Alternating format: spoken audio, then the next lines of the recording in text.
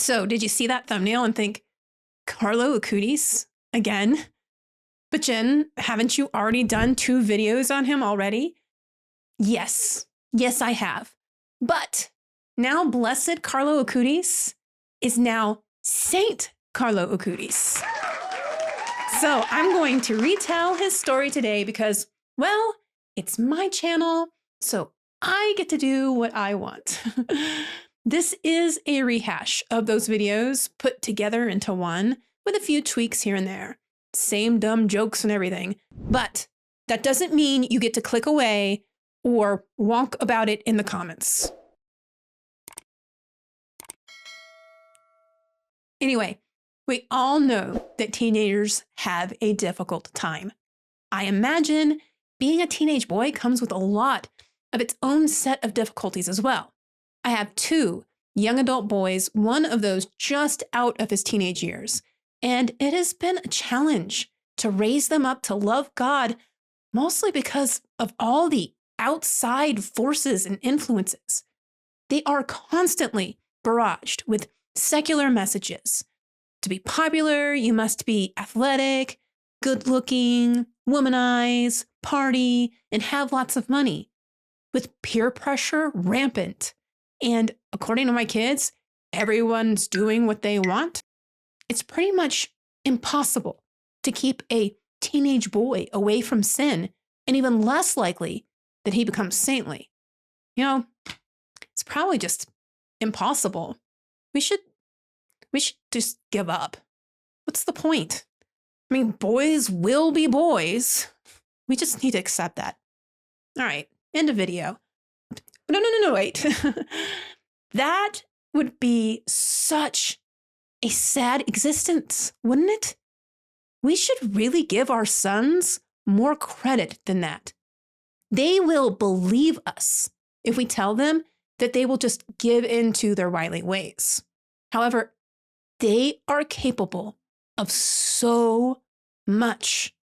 Teenage boys can be virtuous. And here is proof. Saint Carlo Acutis.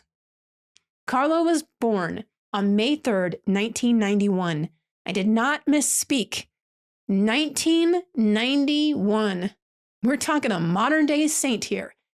He was a lot like many boys in that he went to school, played sports, and loved video games. But he was different because he showed a deep love for the Eucharist and asked for and received his first communion at the age of 7.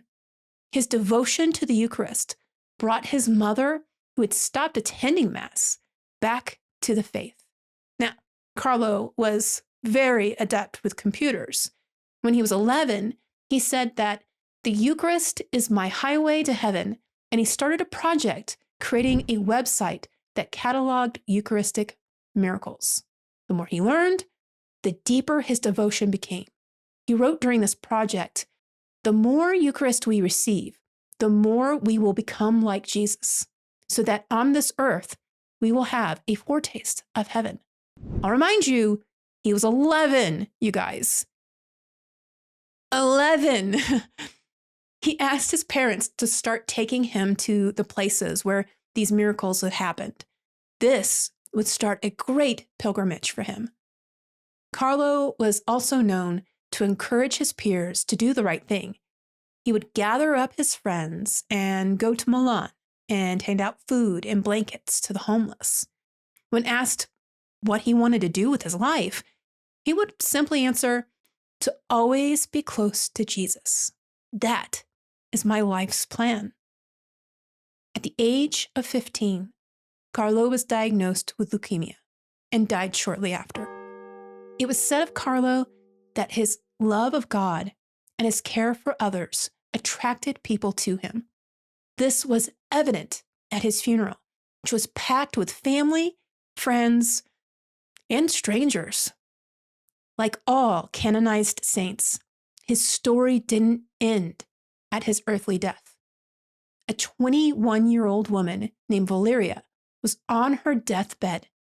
She had just been in an accident, and her doctors were sure she would die of her serious head injury at any moment. Still hanging on 6 years later, her mother left a note at the tomb of then Blessed Carlo Acutis. That very day, Valeria began to breathe on her own, and just 10 days later, there was no sign that the injury was even there. There was no sign of the very injury that was supposed to kill her. This miracle was attributed to Carlo's intercession, and he was cleared for canonization. This 15-year-old boy is now the first millennial saint, and I'm sure there will be many more to come. With that said, I have a message for all teenage boys that comes straight from Saint Carlo Acutis himself. All are born as originals, but many die as photocopies. Don't be a photocopy. You don't have to be like all the other guys your age.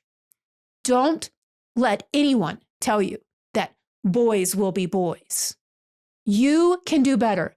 You can be better. I have confidence in you. Saint Carlo's legacy lives on. His love for Eucharistic miracles has brought so much awareness to them. In fact, it was his website that influenced me to do a video on a few of them very early on for this channel. Episode 4. I think I was wearing this shirt. Anyway, to find out why Saint Carlo and I find the Eucharistic miracles so fascinating, you'll have to watch that video by clicking here. Saint Carlo Acutis, pray for us.